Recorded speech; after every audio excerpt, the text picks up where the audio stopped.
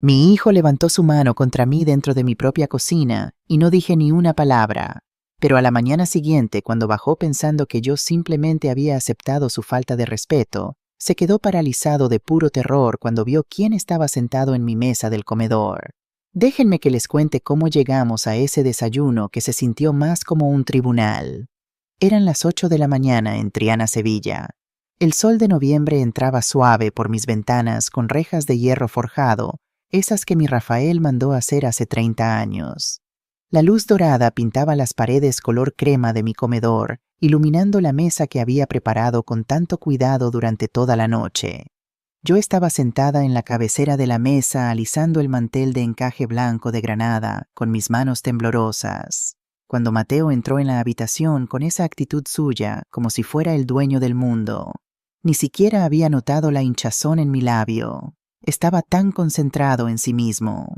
Agarró un churro, le dio un mordisco y empezó a hablar sobre cómo las cosas iban a cambiar en esta casa. Pero las palabras se murieron en su garganta cuando la silla junto a mí se movió. Su cara, que había estado enrojecida por el licor de la noche anterior, se puso gris, como si hubiera visto un fantasma. El churro cayó de su mano y se desmoronó en el suelo. En ese segundo, él supo que mi silencio la noche anterior no había sido miedo. Había sido un veredicto. Pero para que entiendan cómo llegamos a este momento, déjenme presentarme apropiadamente. Me llamo Dolores Moreno García. Tengo 68 años, soy viuda y vivo en el barrio de Triana, en Sevilla.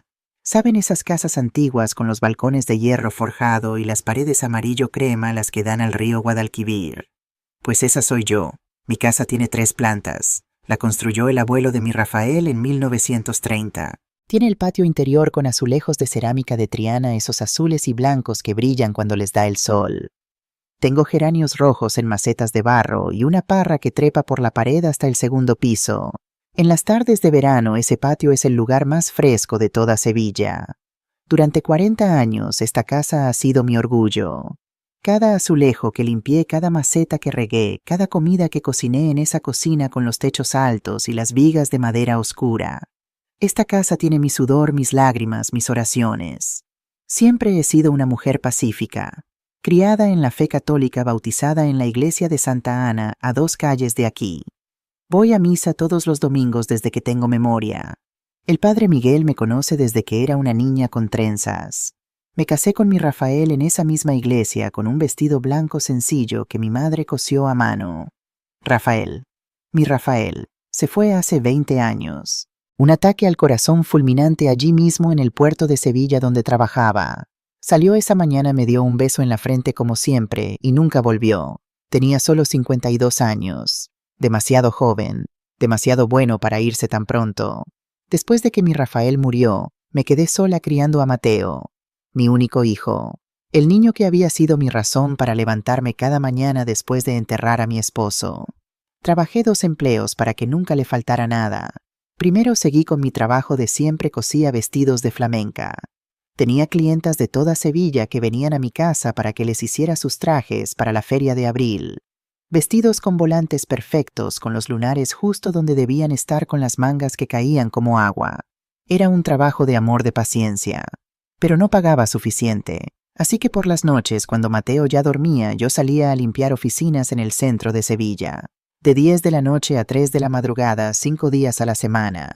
Volvía a casa con las manos rojas del cloro, con la espalda dolorida, pero con dinero suficiente para pagar su universidad. ¿Y saben qué? Nunca me quejé. Ni una sola vez. Porque eso es lo que hace una madre.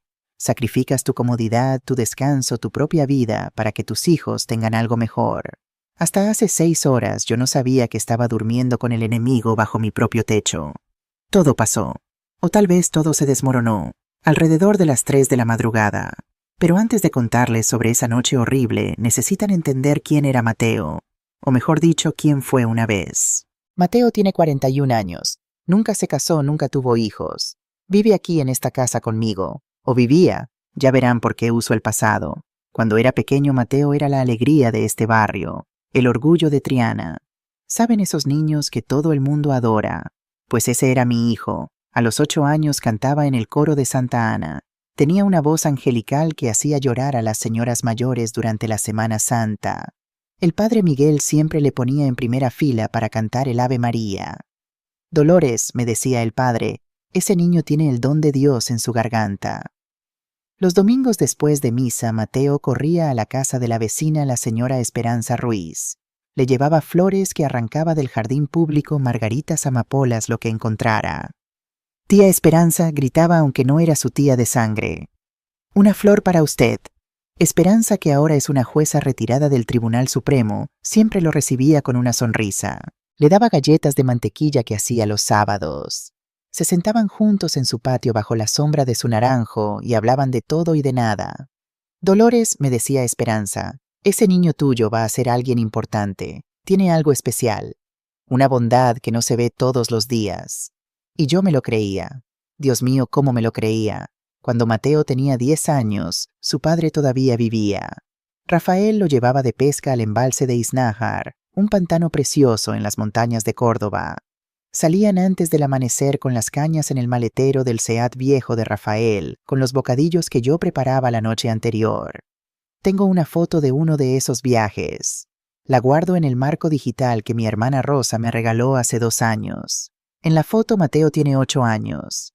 Lleva puesta una camiseta del Sevilla Fútbol Club demasiado grande para él. Está sosteniendo un pez, una carpa pequeña, con las 2 manos como si fuera el trofeo más grande del mundo. Su sonrisa. Ay, su sonrisa en esa foto. Le falta un diente delantero, el que se le cayó una semana antes comiendo un bocadillo. Tiene los ojos brillantes de pura felicidad. El pelo negro revuelto por el viento del pantano. Y junto a él mi Rafael. Mi esposo con su camisa de franela a cuadros, con su gorra de pescador, con esa sonrisa de orgullo que le cerraba casi los ojos. Tiene el brazo alrededor de los hombros de Mateo. Se ve la felicidad, la conexión, el amor. «Papá, pesqué uno», gritaba Mateo ese día tan fuerte que asustó a los pájaros de los árboles. Rafael lo ayudó a recoger el sedal con paciencia, enseñándole cómo sostener el pez sin lastimarlo. «Mira eso, Dolores», me gritó Rafael desde la orilla donde yo estaba preparando el picnic. «Tenemos un pescador en la familia, el orgullo en la voz de mi esposo. Era la cosa más hermosa del mundo». Y Mateo mirando a su padre como si Rafael fuera un superhéroe, con una adoración, un respeto, un amor que parecía inquebrantable. ¿Dónde se perdió ese niño? ¿Dónde en nombre de Dios se fue ese muchachito que amaba a su padre y respetaba a su madre? El marco digital cambió la imagen. Ahora mostraba a Mateo en su graduación de la universidad. Tenía 22 años, vestido con la toga y el birrete azul de la Universidad de Sevilla, sosteniendo su diploma de licenciatura en economía. Yo estaba a su lado en la foto 30 años más joven, con una sonrisa tan grande que parecía que se me iba a partir la cara. Llevaba mi vestido bueno, el azul marino, que solo me ponía para ocasiones especiales.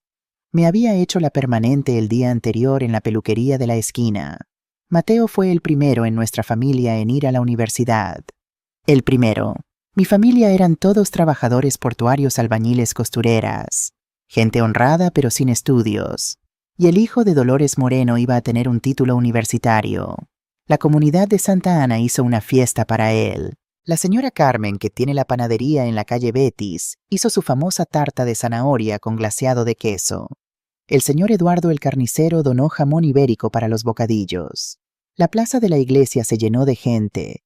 El padre Miguel dijo una oración desde el púlpito llamando a Mateo, nuestro joven erudito, un ejemplo para todos nosotros. Recuerdo estar sentada en el banco de la iglesia con mi rosario en las manos, sintiendo mi pecho hincharse de tanto orgullo. Dolores Moreno García, la viuda costurera que limpiaba oficinas por las noches. Mi hijo, el graduado universitario. Rafael no vivió para ver eso. Murió cuando Mateo estaba en su último año de universidad a los 21 años. Un ataque masivo al corazón allí mismo en los muelles del puerto de Sevilla. Salió a trabajar esa mañana, me besó en la frente y nunca regresó. La muerte de Rafael fue un terremoto que sacudió los cimientos de esta casa. Pero sobrevivimos. Me hice fuerte para Mateo. En el funeral él me sostuvo la mano tan fuerte. No lloró delante de nadie, solo se quedó ahí parado alto y serio, la viva imagen de su padre. Esa noche, después de que todos se fueron, me abrazó en esta misma cocina y sollozó en mi hombro. No eran lágrimas calladas. Eran sollozos que le sacudían todo el cuerpo. «Voy a cuidarte ahora, mamá», me dijo entre lágrimas. Lo prometo, voy a hacer que papá se sienta orgulloso de mí. Y lo hizo, durante mucho tiempo lo hizo. Se graduó con honores 2 meses después del funeral. Consiguió un buen trabajo de oficina en el mismo puerto de Sevilla, donde su padre había trabajado toda su vida. En el departamento de logística con escritorio computadora buena paga. Se compró un coche bonito, un Volkswagen Golf negro. Ayudaba con las facturas de la casa. Los domingos me llevaba a misa, se sentaba a mi lado en el banco y cantaba los himnos con esa voz de barítono profunda, justo como la de su padre. Los viejos de la iglesia lo miraban y decían: Dolores, hiciste un buen trabajo. Rafael estaría tan orgulloso de ese muchacho. Y yo lo creía. Vivía para ese orgullo. Era mi luz del sol. Ver a mi hijo convertirse en un buen hombre, un hombre respetado, era la prueba de que todos mis sacrificios habían valido la pena. Pero la felicidad a veces es solo una fotografía, un momento congelado en el tiempo que no muestra lo que viene después. La pantalla del marco cambió otra vez. Una foto más reciente. Una barbacoa del 4 de julio en nuestro patio hace 3 años. Mateo estaba en la parrilla riendo, llevando un delantal que decía «El rey de la parrilla». Estaba más pesado, pero se veía feliz. Nuestros vecinos estaban allí. La señora Carmen, el señor Eduardo, que todavía vivía entonces. Parecía una vida perfecta sacada de una revista. Pero las fotos mienten. Las fotos congelan un segundo, un momento de felicidad fingida. No muestran lo que está hirviendo debajo de la superficie. Porque fue justo después de esa barbacoa cuando las grietas empezaron a mostrarse. Todo empezó con su trabajo hace 3 años. Reestructuración. Esa fue la palabra que usaron. El puerto de Sevilla estaba modernizándose, trayendo gente nueva con nuevas ideas. El puesto de Mateo, que había sido seguro durante casi 20 años, fue de repente optimizado. Pero la verdad que me enteré después era peor que eso. No fue solo que lo degradaran. Hubo acusaciones. Nada que pudieran probar en un tribunal, pero suficiente para destruir su reputación. Susurros de que había aceptado comisiones de contratistas. Sobornos pequeños. Nada enorme, pero suficiente. La empresa no tenía pruebas sólidas para denunciarlo penalmente, pero tenían suficiente para echarlo sin pagar indemnización completa. Le dieron la opción renunciar voluntariamente, con una pequeña compensación, o enfrentar una investigación interna que podría terminar con cargos criminales. Mateo eligió renunciar. Él nunca me contó los detalles en ese momento. Solo se volvió callado. Un tipo diferente de silencio al mío esa madrugada. Su silencio era afilado, lleno de espinas. Para Mateo ese trabajo no era solo un empleo. Era el legado de su padre. Rafael había dado su vida a ese puerto. Y cuando echaron a Mateo, él sintió que habían deshonrado la memoria de su padre. Sintió que el sacrificio de Rafael morir en esos muelles había sido en vano. No me dijo la verdad. Me dijo que era recortes presupuestarios y nuevas políticas. Yo le creí. ¿Por qué no le iba a creer? Era mi hijo. Empezó a llegar a casa más tarde. Olía a alcohol, pero yo fingía no notarlo. Reunión larga, mentía, y yo fingía creerle. Y luego el dinero empezó a escasear. Mamá, ¿puedes prestarme 200 euros? Te los devuelvo a fin de mes. Se los presté. Nunca me los devolvió. Luego fueron 500. Luego 1000. Siempre con la misma promesa. Siempre la misma mentira. Empezó a usar mi tarjeta de crédito sin pedir permiso. Yo veía las facturas llegar: Bar La Carbonería Taberna, El Rinconcillo Bodega Santa Cruz. Bares. Siempre bares. Intenté hablar con él. Mateo, cariño, tenemos que cuidar nuestros gastos. Es mi dinero también. Contestaba sin mirarme a los ojos. El dinero que papá dejó. Esta casa es mía también. ¿O ya te olvidaste? Y yo callaba. Porque tenía razón, ¿no? Esta era su casa también. Yo solo estaba cuidándola para él, para cuando él la necesitara, para cuando formara su propia familia. Qué tonta fui. La primera vez que me levantó la voz de una manera que me asustó de verdad, nunca la olvidaré. Fue por algo estúpido. Un grifo de la cocina que goteaba. Le había pedido 3 veces que lo arreglara. Ese sábado por la mañana le volví a preguntar. Hijo, cuando tengas un momento, ¿podrías mirar ese grifo? Estaba lavando verduras en el fregadero. Él estaba en la mesa leyendo el periódico ABC. No levantó la vista. Solo dijo con una voz baja y áspera: deja que gotee. La grosería me tomó por sorpresa. Pero hijo está desperdiciando agua y el ruido me molesta. Eso fue cuando estalló. Golpeó el periódico contra la mesa tan fuerte que la taza de café saltó. Se puso de pie y por primera vez en mi vida se cernía sobre mí. No era mi niño, no era mi joven orgulloso, era un hombre grande y furioso. ¡El maldito grifo!, gritó su voz resonando en la cocina con los techos altos. ¿Te preocupas por un maldito grifo cuando mi vida se va por el desagüe? Si papá estuviera aquí no habría dejado que esto pasara. Era un hombre de verdad. Habría manejado las cosas. Retrocedí un paso. Mi corazón latía rápido. Me agarré al borde del fregadero con las manos mojadas y frías. No era lo que dijo. Eran sus ojos. Había una mirada en ellos que nunca había visto antes. Un resentimiento feo y venenoso. Y por primera vez en mi vida sentí un escalofrío de miedo hacia mi propio hijo. No era miedo de que le pasara algo malo. Era miedo de lo que él pudiera hacer. Pero no, continuó su voz llena de veneno. Estoy atrapado con una mujer que se preocupa más por un grifo que gotea que por su propio hijo. No respondí. Solo me quedé ahí mirándolo tratando de encontrar en lo profundo cualquier rastro de mi niño. Contesté. Gritó de repente y su voz me hizo saltar. Pero no podía hablar. Las palabras se me habían atascado en la garganta. Agarró las llaves de su coche y salió como una tromba dando un portazo que hizo temblar las ventanas. Me quedé en la cocina escuchando el sonido del grifo goteando. Drip, drip, drip. Cada gota parecía estar marcando el tiempo de una nueva era en esta casa, la era del miedo. Después de ese día del grifo, las cosas nunca volvieron a ser iguales.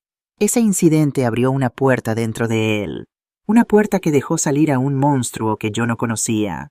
Y yo por miedo, por vergüenza, por un amor de madre que se estaba volviendo tóxico, dejé que ese monstruo hiciera su hogar en mi casa. Me convertí en una prisionera en mi propio hogar. Aprendí a leer las señales, el sonido de cómo cerraba la puerta del coche, el sonido de sus pasos en el puente de Triana cuando volvía caminando desde el bar. Podía saber solo por esos pequeños sonidos si la noche estaría llena de gritos o de un silencio helado. Ambos eran tortura. Dejé de invitar a mis amigas a tomar el té por las tardes. La señora Carmen, que había sido mi amiga durante 30 años, dejó de venir. Esperanza, mi vecina, a veces se detenía en la reja del patio. Dolores, ¿está todo bien? No te he visto en días. Y yo mentía. Es solo mi artritis, Esperanza. Estoy descansando. La vergüenza. La vergüenza me estaba comiendo viva. ¿Cómo podía admitir que mi hijo, el joven erudito, el orgullo de la comunidad, el niño que cantaba en el coro me estaba tratando como basura? ¿Cómo podía decirle a ella que tenía miedo dentro de mis propias 4 paredes? Recuerdo una noche hace unos meses. Llegó a casa borracho como siempre, pero esta vez estaba eufórico.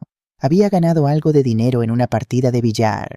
Entró en la sala donde yo estaba viendo la televisión y se dejó caer en el sofá riendo fuerte. Quería hablar, pero yo estaba tan exhausta de vivir en esa montaña rusa emocional que simplemente no podía. Solo quería paz. Hijo, estoy cansada. Me voy a la cama, dije levantándome. El cambio en su cara fue instantáneo. La sonrisa desapareció. Ah, claro, ahora que estoy de buen humor vas a abandonarme. Pero cuando estoy mal te sientas ahí con esa cara de mártir tuya mirándome como si fuera un gusano, ¿verdad? Se puso de pie y vino hacia mí. No me tocó, pero se paró frente a mí bloqueando mi camino. Y empezó a hablar bajo. Y era peor que los gritos. ¿Te gusta esto, verdad, mamá? ¿Te gusta verme sufrir? ¿Te hace sentir superior? La santa viuda que sacrificó todo por su hijo ingrato. ¿Es esa la historia que te cuentas? ¿Eso es lo que te ayuda a dormir por la noche? Se quedó ahí escupiendo ese veneno durante casi 10 minutos. Y yo solo me quedé parada, incapaz de moverme, solo soportándolo. Me sentí encogiéndome, haciéndome más pequeña, más débil con cada palabra que decía. Cuando finalmente se cansó y se movió de mi camino, subí las escaleras temblando. Llegué a mi habitación, cerré la puerta con llave y me senté al borde de mi cama. Y por primera vez en mucho, mucho tiempo lloré. Lloré en silencio, ahogando los sollozos en mi almohada para que no tuviera la satisfacción de oírme. Esa noche sentada en mi cama en la oscuridad me di cuenta de algo terrible. Me di cuenta de que me había convertido en una extraña en mi propia casa.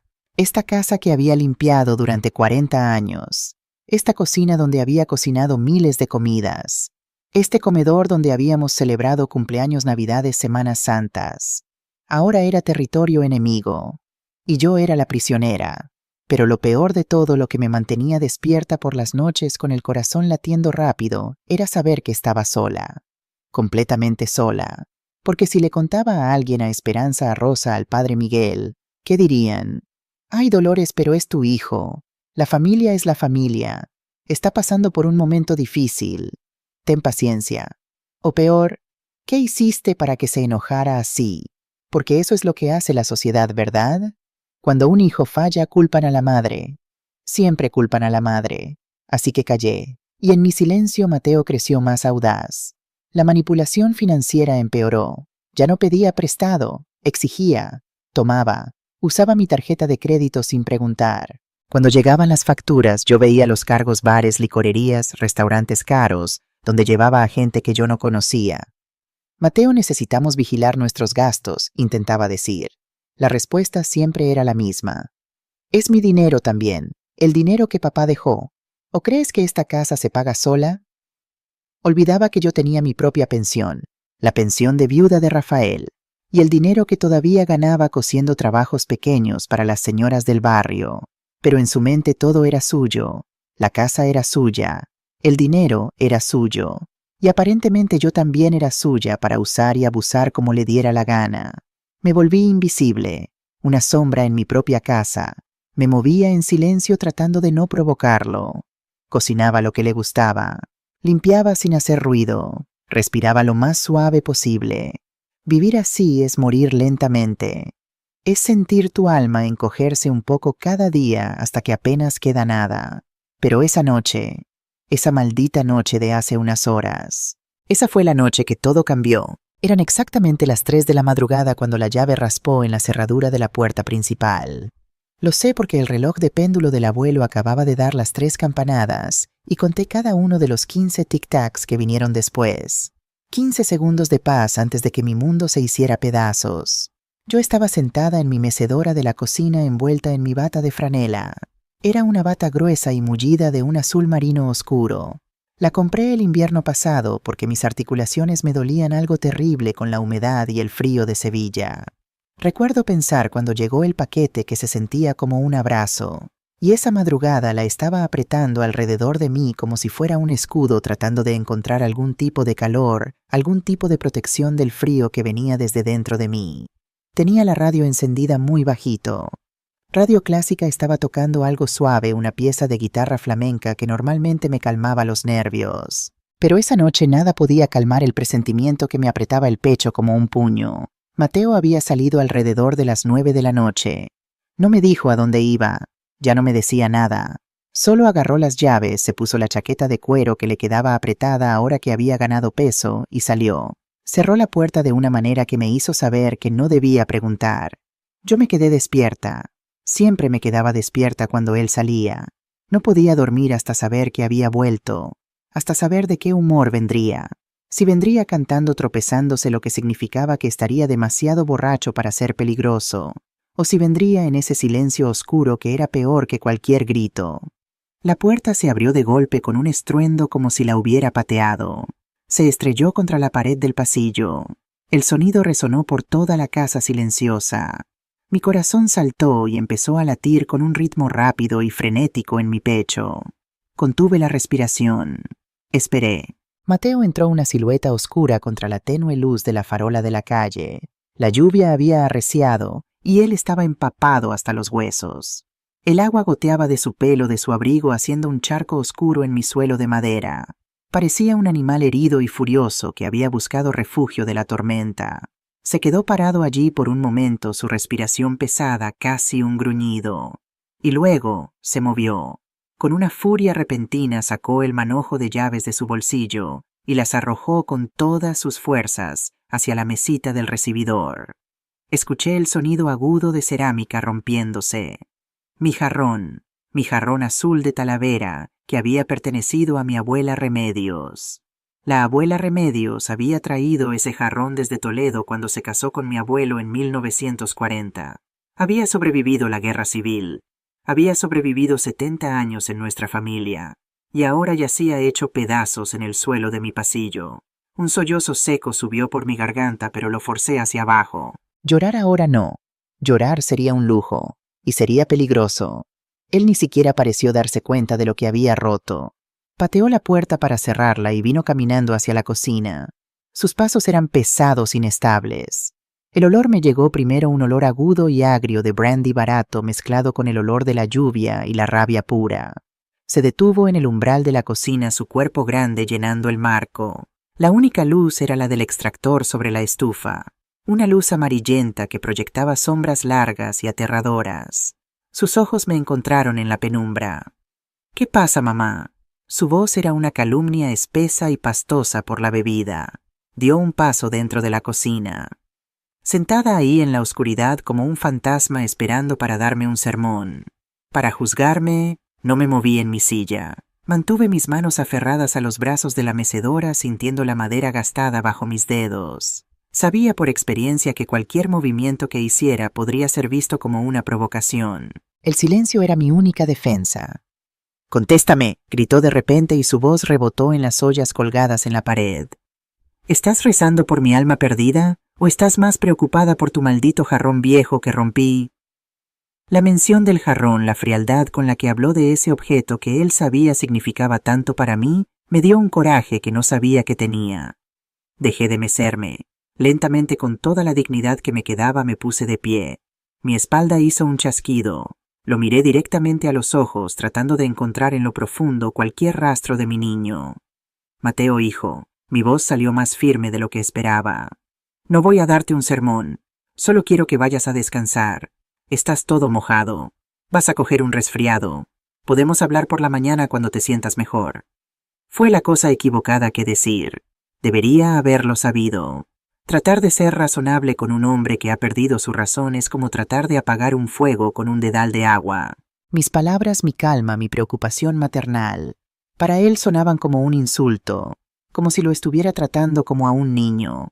Su cara se retorció en una máscara de furia. «No me digas qué hacer», rugió dando otro paso hacia mí. Señaló con un dedo tembloroso a mi cara. «Tú no entiendes nada. Nunca has entendido, vives en tu pequeño mundo de cuento de hadas, con tus cosas viejas, tus recuerdos, el fantasma de papá. El mundo real está ahí fuera, mamá, y me está comiendo vivo y tú solo te sientas ahí y me dices que vaya a dormir. Eso no es...» Empecé a decir levantando una mano en un gesto de paz. «¡Cállate!». Su grito fue tan violento que me encogí, y entonces vino por mí. No fue un empujón, fue un asalto. Me agarró por los brazos con una fuerza que nunca imaginé que tuviera, una fuerza nacida de la frustración y el alcohol. Sus dedos eran como garras de acero clavándose en la piel delgada de mis brazos. El dolor fue inmediato y abrasador. «Mateo, para». «Por favor, me estás haciendo daño», grité, y por primera vez mi voz se quebró con pánico. Pero él no estaba escuchando. Sus ojos estaban vidriosos, enfocados en algo que solo él podía ver. Empezó a sacudirme de un lado a otro violentamente. Mi cuerpo frágil y viejo se balanceaba como un muñeco de trapo. Mi cabeza se sacudía hacia adelante y hacia atrás. Mis gafas salieron volando de mi cara y aterrizaron en el suelo con un golpe suave. El mundo a mi alrededor se volvió un borrón de luces y sombras. Los estantes de la cocina, la nevera, la mesa. Todo daba vueltas. Me estaba mareando. El aire no me llegaba a los pulmones. «Solo te importan las cosas», esta casa, él le estaba gritando, y con cada palabra me sacudía más fuerte. «Para ti no soy nada. Nunca lo fui. Solo soy una carga. El hijo fracasado del gran Rafael Moreno». Yo estaba mareándome. El aire no me estaba llegando a los pulmones. Intenté alejarme, pero era inútil. Él era mucho más fuerte. En algún momento durante la sacudida violenta mis pies perdieron contacto con el suelo. Y fue entonces cuando me lanzó. No fue un empujón. Me lanzó, como si fuera un saco de basura. Mi cuerpo voló hacia atrás, hacia la pared donde estaba el aparador de porcelana de mi abuela. El tiempo pareció ir en cámara lenta. Vi la madera oscura del mueble acercándose como en una película ralentizada. No hubo tiempo para protegerme, para poner los brazos. El impacto fue brutal. Primero mi espalda golpeó con un golpe profundo y hueco contra la madera sólida. Sentí como si mi columna vertebral se fuera a partir en dos. El golpe me sacó el aire de los pulmones en un jadeo doloroso y único. Y en el mismo instante mi cabeza, llevada por el impulso, se azotó hacia un lado y se estrelló fuerte contra la esquina del mueble. Una explosión de luz blanca y dolor agudo detrás de mis ojos. El sonido fue un chasquido seco, un crujido que pareció resonar dentro de mi cráneo. El mundo se volvió blanco por un segundo. Un zumbido fuerte como 1.000.000 de abejas llenó mis oídos. Me deslicé por la pared mis piernas como gelatina y me derrumbé en el suelo. El dolor era abrumador. Un dolor palpitante en la parte posterior de mi cabeza. Un dolor agudo en mi espalda. Un dolor ardiente en mis brazos donde él me había agarrado. Estaba aturdida, confundida. Intenté enfocar mis ojos. Vi la cocina dando vueltas, las luces distorsionándose, y luego lo vi a él. Estaba de pie a unos metros de distancia, con el pecho agitado, los puños cerrados. Me estaba mirando en el suelo con una expresión ilegible, y pensé, se acabó. Va a parar ahora. Se va a dar cuenta de lo que ha hecho. Pero no. Dio un paso hacia mí.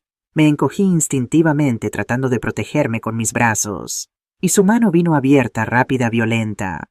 La bofetada atravesó el aire. Un sonido feo y húmedo. Me atrapó de lleno en la cara. Mi cabeza fue lanzada hacia un lado por el impacto. Sentí la piel de mi labio rasgarse contra mis propios dientes y el sabor caliente y salado de la sangre llenó mi boca. Y eso fue todo. El acto final. Se quedó parado sobre mí por unos segundos más. Su respiración todavía pesada. Lo miré desde el suelo. Mi hijo, el bebé que había llevado en mis brazos. El niño al que había enseñado a caminar, a hablar, a rezar. Y no lo reconocí. El hombre frente a mí con sus ojos llenos de odio era un extraño, un intruso, un monstruo. Y entonces, sin otra palabra, como si finalmente hubiera expulsado todo el veneno que llevaba, se dio la vuelta. Le dio la espalda a su madre tirada magullada y sangrando en el suelo de la cocina. Y se fue arriba. Escuché sus pasos pesados y lentos en el pasillo de arriba. Y luego el sonido final, el portazo de su puerta de dormitorio. Un sonido que selló mi destino y el suyo. El sonido que comenzó la mañana más larga de mi vida. El silencio que se instaló en la cocina después de que su puerta del dormitorio se cerró de golpe fue lo más pesado que he sentido en mi vida. No era un silencio pacífico. Era un vacío. Un silencio de shock. El tipo de silencio que viene después de una explosión cuando todo a tu alrededor está destruido y el polvo aún no se ha asentado. Lo único que podía escuchar era el sonido de la lluvia afuera implacable y el zumbido agudo dentro de mi propia cabeza. Me quedé tirada en el suelo durante lo que pareció una eternidad. Todo mi cuerpo dolía, cada músculo, cada hueso. La parte posterior de mi cabeza palpitaba con un ritmo constante y nauseabundo. El sabor de la sangre en mi boca era fuerte y podía sentir un goteo cálido bajando por mi barbilla. Estaba acurrucada con los brazos envueltos alrededor de mis rodillas, como una niña asustada. Y por un momento eso es todo lo que era. Asustada, aterrorizada. Una mujer de 68 años sola, herida en el suelo de su propia casa por la persona que más amaba en el mundo. Las lágrimas vinieron, silenciosas, calientes. Corrieron por mi cara y se mezclaron con la sangre en mi barbilla. No eran lágrimas de ira, eran lágrimas de pura y absoluta aflicción. Una aflicción que no era solo física, era el dolor de la traición. El dolor de mirar el fruto de tu vientre y ver a un extraño. El dolor de darte cuenta de que el amor que diste, la vida que sacrificaste, había producido esto. Un hombre capaz de levantar su mano contra su propia madre. Pensé en mi Rafael. ¿Qué diría si me viera así? Rafael era un hombre gentil pero firme. Nunca me levantó la voz en 30 años de matrimonio. Trataba a su propia madre, una mujer pequeña y frágil, como si fuera una reina hecha de cristal. Si viera en lo que Mateo se había convertido, su corazón se rompería de nuevo donde quiera que estuviera. La imagen de mi esposo me dio una chispa de fuerza. No podía simplemente quedarme aquí tirada en el suelo llorando. Rafael no habría querido eso. Mi madre no habría querido eso. Mi abuela Remedios, que enfrentó cosas que ni siquiera puedo imaginar durante la guerra, ciertamente no habría querido eso. Estoy hecha de material más fuerte. Solo lo había olvidado. Con un gemido de dolor me impulsé hacia arriba usando la pata de la mesa de la cocina como apoyo. La madera fría y sólida me dio un ancla. Lentamente, centímetro a centímetro, me puse de pie. Mis piernas temblaban tan mal que pensé que me caería de nuevo. Me aferré al borde de la mesa respirando profundamente tratando de combatir el mareo. Toda la cocina parecía estar balanceándose. Cuando me sentí un poco más firme, caminé lentamente aferrándome a los muebles hasta el pequeño baño de servicio debajo de las escaleras. Cada paso era una agonía. Cuando llegué allí, extendí una mano temblorosa y encendí la luz. Y luego me miré en el espejo. La luz amarilla era despiadada. La mujer que me miraba de vuelta estaba rota. Mi cabello gris, que siempre mantengo en un moño ordenado, estaba suelto y despeinado, mechones pegados al sudor en mi frente. Mi cara, mi mejilla izquierda estaba roja e hinchada, y la piel alrededor de mi ojo ya estaba empezando a oscurecerse, un moretón feo y púrpura formándose. Y mi labio estaba partido, hinchado, la sangre seca formando una costra oscura en la comisura de mi boca. Levanté mi mano y toqué la mejilla magullada con las yemas de los dedos. La piel estaba caliente, sensible, y cuando la toqué no solo sentí el dolor físico, sentí la humillación, la vergüenza. Esa marca en mi cara no era solo un moretón, era la prueba visible de mi fracaso. El fracaso de una madre que no vio al monstruo creciendo, el fracaso de una mujer que dejó que el miedo la silenciara.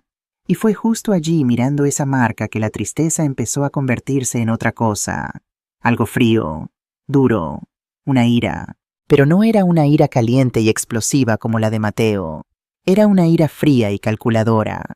Una ira que no gritaba, susurraba. Y lo que susurraba era nunca más. Abrí el grifo del agua fría, ahuequé mis manos y salpiqué el agua helada en mi cara 1, 2, 3 veces. El agua picaba en mi labio cortado, pero era un buen dolor. Un dolor que me despertaba. Lavé la sangre, el sudor, las lágrimas. Me sequé la cara con una toalla pequeña, dando palmaditas suavemente en el área adolorida. Y miré al espejo otra vez. La mujer rota se había ido. La mujer que me miraba ahora tenía acero en sus ojos. Había dolor en ellos, sí. Un dolor profundo que tal vez nunca desaparecería. Pero ya no había miedo. El miedo había sido quemado por esa ira fría. En su lugar había determinación.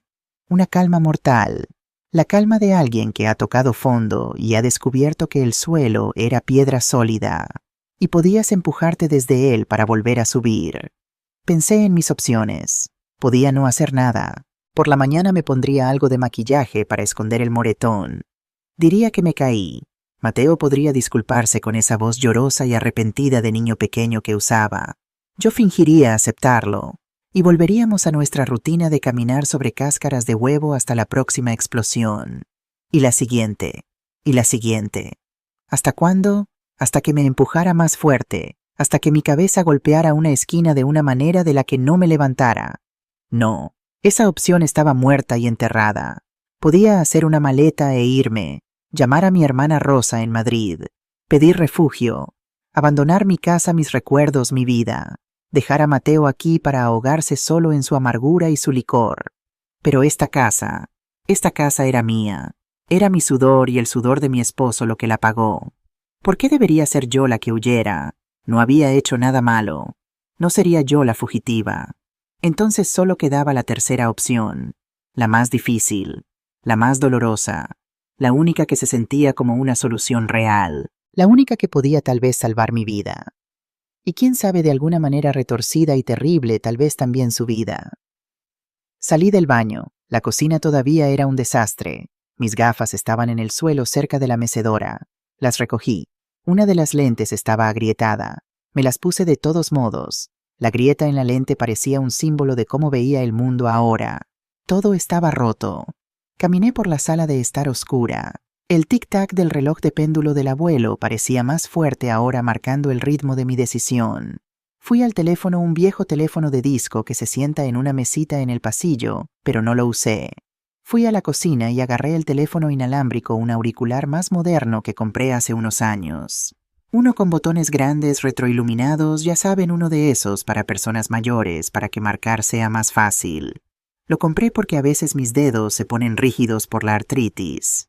Nunca pensé que estaría tan agradecida por esos botones grandes, porque mis manos en ese momento estaban temblando. No de miedo, sino de una determinación nerviosa. Llevé el teléfono al comedor. Me senté en mi silla a la cabecera de la mesa, la misma mesa donde en unas horas todo sucedería. Respiré profundo y hice la primera llamada. La noche todavía estaba oscura, pero mi mente nunca había estado tan clara. El plan empezó a formarse pieza por pieza. No era un plan de venganza, era un plan de supervivencia. No quería destruir a mi hijo. Necesitaba detener al monstruo en el que se había convertido. Y si para hacer eso tenía que romper su corazón y el mío en 1000 pedazos, que así fuera. Algunos corazones necesitan romperse para que la luz pueda entrar. Miré los botones iluminados del teléfono. Cada número parecía un desafío. Marcar significaba hacer todo real. Significaba cruzar un punto sin retorno. Por un segundo la madre dentro de mí, la que dio a luz, la que amamantó, la que se quedó despierta toda la noche con fiebres, vaciló. Una voz débil susurraba en el fondo de mi mente: «Ese es tu niño Dolores, tu único hijo. No puedes hacerle esto». Pero entonces el dolor en mi cabeza palpitó agudo y el sabor de la sangre volvió a mi boca. La vacilación se desvaneció como humo. Ese hombre arriba roncando en la habitación que yo había decorado con tanto amor ya no era mi niño.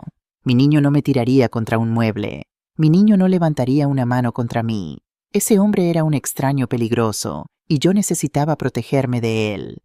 Respiré profundo y marqué el primer número. Mis dedos temblaron un poco, pero marqué con una presión firme. El sonido del timbre, ese ring ring, sonó absurdamente alto en la casa tranquila. Eran casi las 4 de la madrugada. Estaba llamando para despertar a una jueza federal retirada de 73 años. Al otro lado, al tercer timbre, una voz somnolienta pero instantáneamente aguda y autoritaria contestó: «Digan Esperanza, soy yo Dolores. Perdona que llame a esta hora, cariño». Hubo una pausa. La escuché moverse el sonido de la tela. La somnolencia en su voz se desvaneció reemplazada por una preocupación inmediata. «Dolores, por Dios santo, ¿qué ha pasado? ¿Estás bien? Es Mateo, la señora Esperanza Ruiz, mi vecina durante más de 40 años. Habíamos visto crecer a nuestros hijos juntas, enterramos a nuestros esposos con meses de diferencia, compartimos incontables tazas de té en el patio. Pero Esperanza era más que una amiga. Antes de jubilarse, había sido una de las juezas más respetadas de Andalucía. Una mujer morena que rompió barreras, que enfrentó el sistema y ganó. Su mente era afilada como una navaja y su presencia imponía un respeto que pocas personas podían. Si había alguien en el mundo que entendería la complejidad de mi situación, la mezcla de amor y terror, sería ella. Tragué duro. La vergüenza me quemaba la garganta. «Te necesito, Esperanza». Pasó de nuevo, pero esta vez fue peor. No necesitaba decir más. Escuché su suspiro al otro lado, un suspiro pesado, no de sorpresa, sino de profunda tristeza, de confirmación. «¿Te hizo daño, Dolores?» Las lágrimas se agolparon en mis ojos de nuevo, pero mi voz se mantuvo firme. «Sí, llama a la policía», dijo sin dudar. No era una pregunta, era una orden. «Voy a hacerlo», contesté. «Pero primero necesito pedirte algo. Sé que es mucho pedir, pero ¿podrías venir a desayunar a las 8 en punto?» Otra pausa. Casi podía sentir los engranajes de esa mente brillante girando. No preguntó por qué yo quería servir desayuno en una situación así. Ella entendió. Entendió que esto no era sobre comida, era sobre dar testimonio, era sobre autoridad. «Dolores, no voy a ir a desayunar». Su voz se volvió dura como el acero. «Voy a presidir el tribunal. ¿Dónde está tu hijo ahora?» «Durmiendo borracho en su habitación», susurré. «Bien», dijo. «Déjalo dormir, no hables con él, no hagas ningún ruido, solo haz lo que tienes que hacer. Estaré allí a las 8. ¿Y Dolores?» «Sí. Estás haciendo lo correcto, lo más difícil y lo más correcto. Estoy orgullosa de ti». Cuando colgó, sentí una ola de alivio tan fuerte que mis piernas se debilitaron. Ya no estaba sola. La caballería venía. Y mi caballería usaba un traje de pantalón impecable y tenía la Constitución española memorizada. Respiré profundo, reuní mi fuerza y marqué el segundo número. El Departamento de Policía de Sevilla. Un operador de turno nocturno cansado contestó. «Policía de Sevilla, ¿cuál es su emergencia?» «No es exactamente una emergencia», dije tratando de mantener mi voz calmada y uniforme. «Mi nombre es Dolores Moreno García. Me gustaría hablar con el inspector Javier Navarro, si es posible». «Señora, son las 4:30 de la madrugada. El inspector Navarro está fuera de servicio. Lo sé, insistí con una firmeza que me sorprendió a mí misma. Vamos a la misma iglesia Santa Ana. Por favor, necesito que se ponga en contacto con él. Es sobre una situación de violencia doméstica. Soy la víctima. El cambio en el tono del operador fue inmediato. La burocracia dio paso a la urgencia. Un momento, señora. Esperé mi corazón martilleando contra mis costillas. El inspector Javier Navarro, un buen hombre, un diácono en nuestra iglesia. Había conocido a Mateo desde que era un niño en el coro. Había visto a Mateo crecer, convertirse en un hombre. Pero él también era un policía, un hombre de la ley.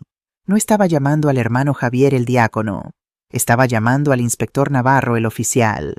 Y necesitaba que actuara como tal. Después de unos minutos que parecieron horas, la voz profunda y familiar de Javier vino por la línea espesa de sueño y preocupación. Hermana Dolores, ¿qué está pasando? ¿Estás a salvo?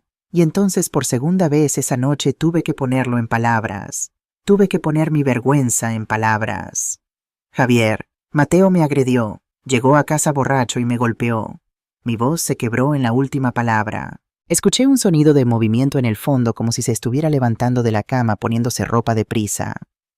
¿Dónde está él ahora, hermana Dolores? ¿Todavía está ahí? ¿Necesito enviar un coche ahora mismo?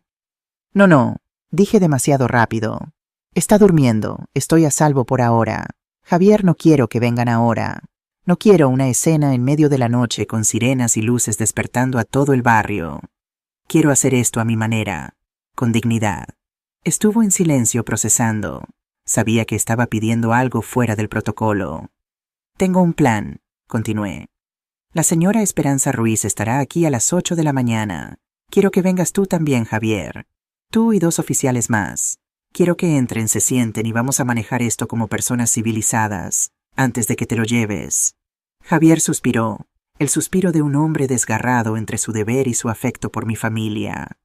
Hermana Dolores, eso es muy irregular. Lo sé, Javier, pero me conoces. ¿Conoces a Mateo? Sabes que si un coche patrulla aparece aquí con sirenas encendidas, él reaccionará mal. Peleará, gritará, se convertirá en un circo. No quiero eso, quiero que me mire a los ojos. Quiero que mire a la señora Esperanza a los ojos. Y quiero que te mire a los ojos, Javier. Quiero que entienda lo que ha hecho. No quiero que sea solo otro borracho siendo arrastrado fuera de su casa. Quiero que sienta el peso de la decepción de su comunidad. ¿Lo entiendes? Estuvo callado por mucho tiempo. Luego dijo, lo entiendo, hermana Dolores. 8 en punto. Estaremos allí. Solo enciérrate en tu habitación para estar segura. Y si él se despierta si intenta algo, me llamas inmediatamente. ¿Entendido? Entendido, Javier, y gracias. Que Dios te bendiga, hermana Dolores, dijo y colgó. 2 llamadas hechas. Una por hacer, la más personal. Marqué el código de área para Madrid. Mi hermana Rosa contestó al primer timbre como si hubiera estado esperando. Dolores, lo sentí. Sabía que eras tú. ¿Qué hizo él?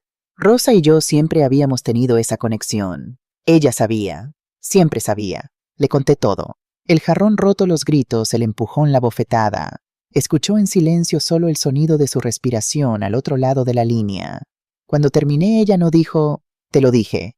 No dijo, deberías haberlo dejado hace mucho tiempo. Solo dijo su voz espesa de ira y amor. ¿Qué vas a hacer? He llamado a Esperanza y al inspector Javier. Vienen a las 8. Dije, mi voz ahora sonando exhausta. Lo voy a entregar, Rosa. Un sollozo escapó de ella.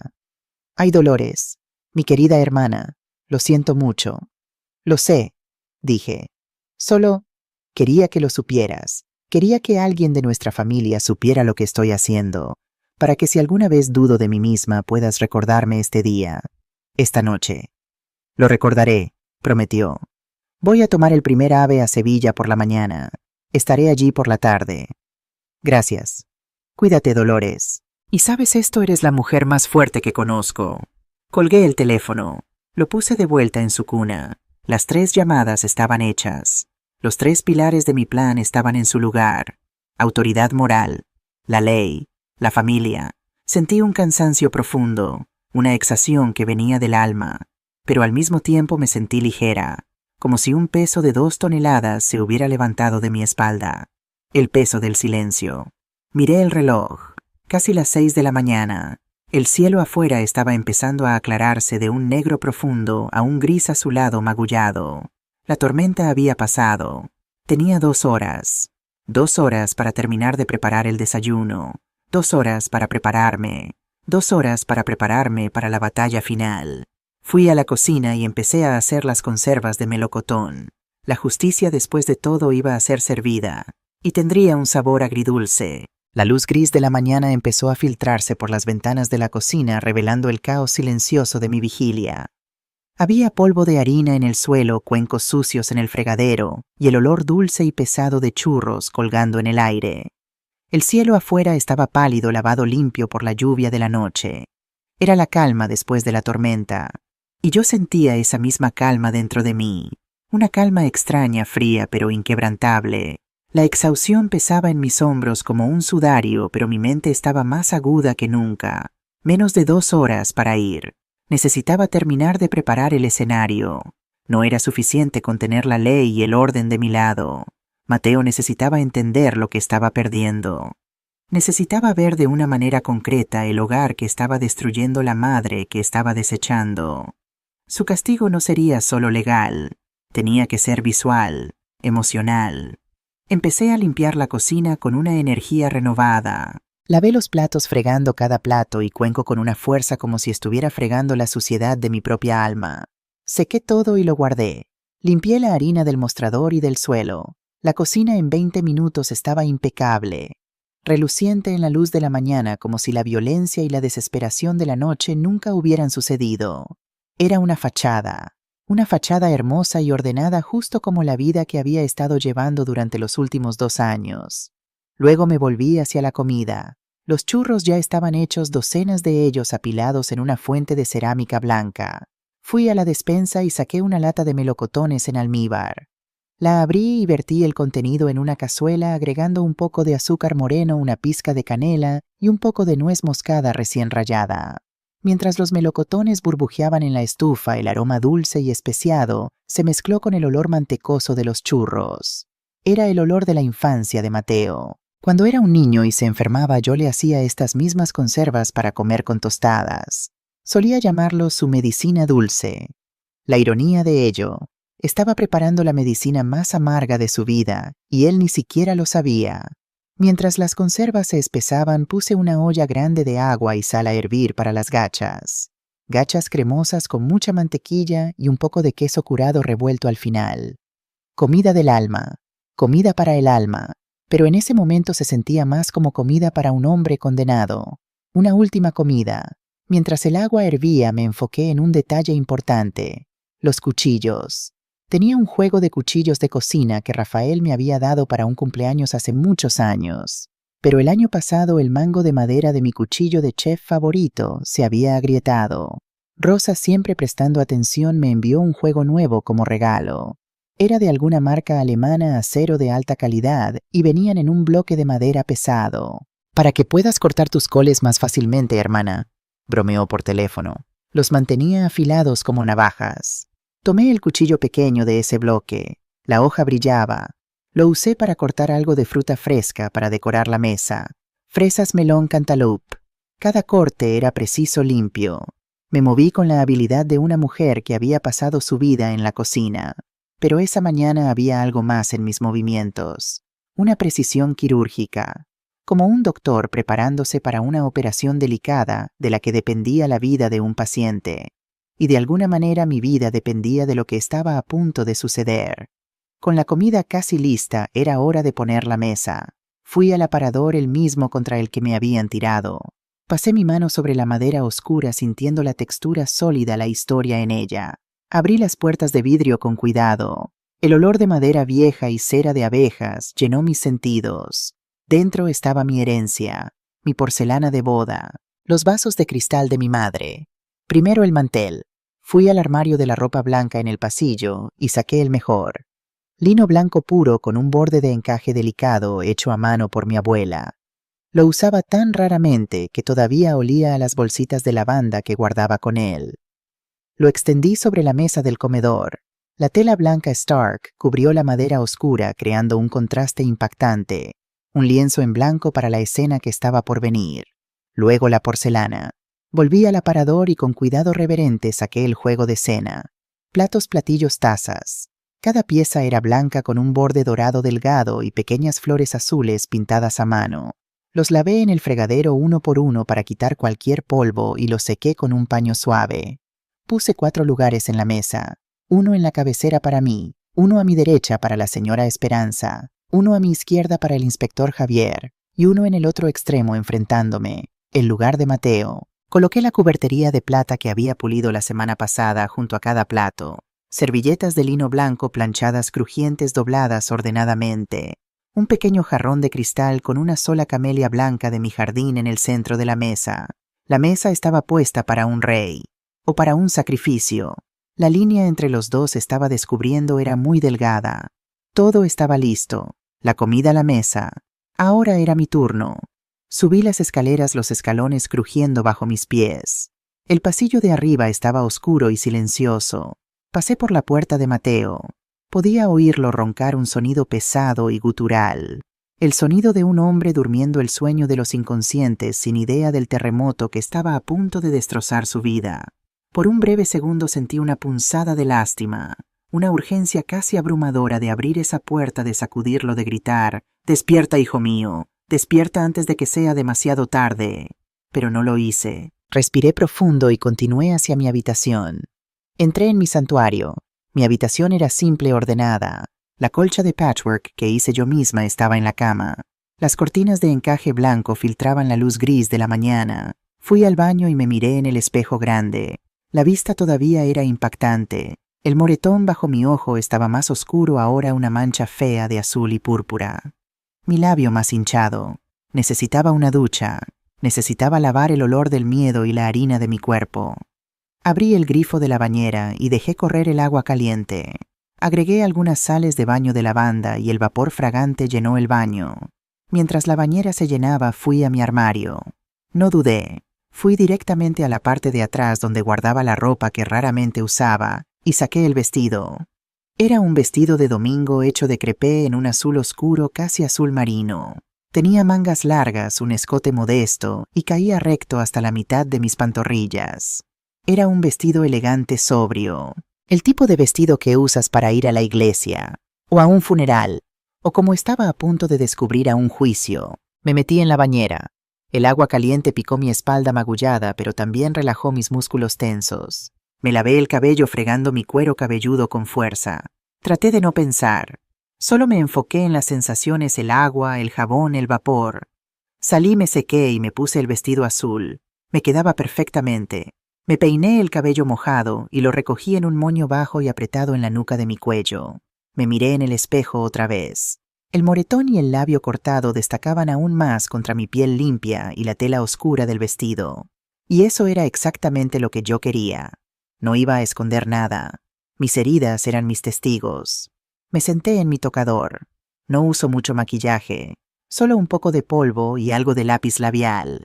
Pero esa mañana hice un punto de ello. Quité el brillo de mi cara con polvo de arroz. Y luego abrí el cajón y saqué algo que guardaba para ocasiones especiales. Un cinturón, pero no cualquier cinturón. Era un cinturón de soporte lumbar ortopédico. Uno de esos que los médicos recomiendan discreto color piel para usar debajo de la ropa. Lo había comprado en línea hace algún tiempo para los días en que mi artritis actuaba muy mal. Me lo puse debajo del vestido apretándolo fuerte. Le dio a mi espalda soporte inmediato, aliviando el dolor del golpe contra el aparador. Y más importante, me forzó a mantener mi postura recta. No me encorvaría. No hoy.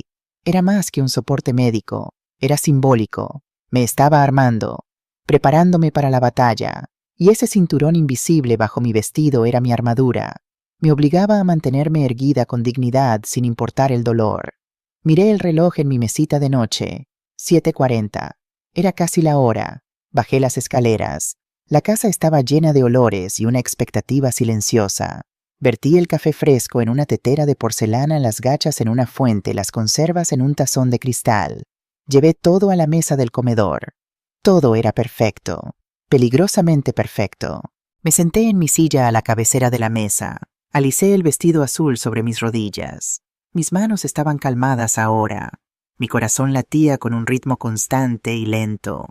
Estaba lista, y entonces lo escuché. El sonido de pasos arriba, el crujido de las tablas del suelo en la habitación de Mateo. Estaba despierto. El invitado de honor estaba a punto de bajar para su banquete. Mientras esperaba sentada a la cabecera de esa mesa tan cuidadosamente preparada, mis ojos se posaron en algo sobre el aparador del comedor. El marco digital. Ese maldito marco digital que mi hermana Rosa me había regalado hace 2 años por Navidad. Se acabaron los álbumes de fotos polvorientos Dolores, me había dicho por teléfono desde Madrid. Lo compré en una página web. Es precioso. Solo cargas las fotos y va pasando para que puedas recordar las cosas buenas. Y ahí estaba día y noche pasando fotos de mi vida. Un bucle de recuerdos felices. Un recordatorio constante de todo lo que había perdido. En ese momento, mientras lo miraba, apareció una imagen y me golpeó como un puñetazo en el estómago. Era una foto de la primera comunión de Mateo. Tenía 7 años. Llevaba su traje blanco pequeño con la banda de satén cruzada sobre su pecho, sosteniendo su vela blanca con las 2 manos como si fuera lo más precioso del mundo. Su carita estaba seria solemne como le había enseñado el padre Miguel, pero en sus ojos había una luz, una inocencia pura. Yo estaba a su lado en la foto con mi vestido bueno color malva, con un sombrero pequeño que me había hecho yo misma. Rafael estaba al otro lado con su único traje, el azul marino que usaba para las ocasiones importantes. Los 3 parados frente al altar de Santa Ana. Éramos una familia completa, feliz, llena de esperanza. Cerré los ojos por un momento. No podía soportar mirar esa foto. Ese niño de 7 años con su traje blanco y su mirada inocente. ¿Dónde estaba ahora? ¿En qué momento exacto se perdió? El marco cambió la imagen. Ahora mostraba el 16º cumpleaños de Mateo. Estaba en nuestro patio rodeado de amigos del barrio. Tenía una guitarra en las manos. Rafael le había enseñado a tocar. En la foto estaba tocando algo, probablemente una sevillana, y todos los demás estaban aplaudiendo al ritmo. Su sonrisa era enorme, genuina. La sonrisa de un muchacho que amaba la vida. ¿Cuándo fue la última vez que vi esa sonrisa? ¿Cuándo dejó de sonreír así? Otra imagen. Mateo a los 25 años en su primer día de trabajo en el puerto de Sevilla. Estaba parado frente a las oficinas con camisa blanca y corbata sosteniendo su maletín nuevo. Se veía tan orgulloso, tan adulto, tan lleno de promesa. Voy a hacer que papá se sienta orgulloso, me había dicho esa mañana. Voy a honrar su memoria trabajando donde él trabajó. Y yo le creí. Dios, cómo le creí. El marco siguió pasando, foto tras foto tras foto, una cronología visual de una vida, de un niño que fue bueno, que tuvo potencial, que tuvo todo el amor del mundo a su alrededor. ¿En qué momento se torció todo? ¿En qué momento el amor que yo le di se convirtió en veneno? ¿O fue mi amor el problema? Le di demasiado, lo protegí demasiado, hice que se sintiera con derecho a todo sin tener que trabajar por nada. Estas preguntas me atormentaban. Me habían atormentado durante 2 años, y probablemente me atormentarían por el resto de mi vida. Pero en ese momento, sentada en esa mesa, escuchando sus pasos moverse arriba, una cosa quedaba clara. Ya no importaba dónde habíamos fallado. Ya no importaba quién tenía la culpa. Lo único que importaba era que yo tenía que sobrevivir. Y la única manera de sobrevivir era hacer lo que estaba a punto de hacer. El marco cambió otra vez. Era la foto más reciente que tenía. Hace solo 6 meses. Mateo y yo en el patio, tomada por Rosa cuando vino de visita. Yo estaba regando mis geranios. Mateo estaba sentado en una silla de mimbre con una cerveza en la mano mirando su teléfono. Ni siquiera estaba mirando a la cámara. Ni siquiera estaba consciente de que Rosa estaba tomando la foto. Estaba en su propio mundo. Un mundo donde yo era invisible. Un mundo donde solo él importaba. Esa foto lo decía todo. No necesitaba las heridas en mi cara para probar lo que había pasado. Esa foto mostraba la verdad. Yo me había vuelto un fantasma en mi propia casa. Una presencia sin importancia. Un mueble que limpiaba y cocinaba pero que no merecía respeto ni amor. El sonido de una puerta abriéndose arriba me sacó de mis pensamientos. El agua corrió en el baño. Mateo estaba despierto. Estaba duchándose, preparándose para bajar. Mi corazón latió un poco más rápido, pero no de miedo, de anticipación. La obra estaba por comenzar. Los actores estaban tomando sus posiciones. Y yo era la directora de esta tragedia. Miré el reloj en la pared. 7:55. 5 minutos. En 5 minutos mi vida y la vida de mi hijo cambiarían para siempre. Me quedé sentada, recta, digna, con las manos dobladas en mi regazo, esperando. El sonido de los pasos en las escaleras era inconfundible. Primero el gemido de la cama, un sonido pesado y perezoso. Luego el arrastre de pies en el suelo de madera. Conocía esa rutina de memoria. Era el sonido de una resaca. El sonido de un hombre moviéndose a través de una niebla de dolor de cabeza y arrepentimiento superficial. Me quedé sentada inmóvil con las manos dobladas en mi regazo sintiendo la textura de mi vestido. Mi corazón no se aceleró, mi respiración no cambió. Era la imagen de la serenidad. Una estatua tranquila sentada a la cabeza de una mesa de guerra. Escuché el agua correr en el baño de arriba. Una ducha rápida. Él siempre hacía eso. Como si el agua pudiera lavar no solo la mugre de su cuerpo, sino también la suciedad de su alma. Hombre tonto. Su suciedad estaba en los huesos. Los pasos comenzaron de nuevo ahora bajando las escaleras. Uno a la vez, pesados, deliberados. La escalera en nuestra casa es vieja de madera maciza y cada escalón tiene su propio gemido único. Los conocía como conocía las notas de un himno. Podía decir solo por el sonido dónde estaba. A mitad de camino. 3 escalones más. Ahora en el recibidor. Hubo una pausa. Sabía lo que estaba viendo. La mesa del recibidor. Y los restos rotos de mi jarrón azul de cerámica en el suelo. Lo había dejado ahí a propósito. Quería que fuera lo primero que viera. La evidencia física de su rabia nocturna. Esperaba que eso le trajera una pizca de vergüenza, de remordimiento. Pero lo que escuché después no fue un suspiro de arrepentimiento. Fue un bufido, un sonido de desdén. Y luego escuché el sonido de los fragmentos siendo pateados a un rincón con la punta de su zapato, descuidadamente, como si fuera solo basura. En ese momento cualquier resto de lástima que pudiera haber tenido por él se evaporó. Todo lo que quedaba era la frialdad de mi determinación. Y entonces apareció en la entrada del comedor. Separó ahí su mano en el marco de la puerta y parpadeó ajustándose a la luz. El sol matutino todavía débil entraba por la ventana grande iluminando la mesa puesta. Estaba vestido con pantalones caqui arrugados y una camisa polo que había visto días mejores. Su cabello todavía estaba húmedo de la ducha, pero su cara estaba hinchada. Sus ojos rojos y pequeños. El rastrojo en su barbilla le daba un aire de dejadez, de derrota. Asimiló la escena. El mantel de encaje blanco de granada, la porcelana yadró, la cubertería de plata reluciente, las bandejas humeantes de comida, el olor a café churros, melocotón y canela. Escaneó todo y una mirada de confusión se instaló en su cara.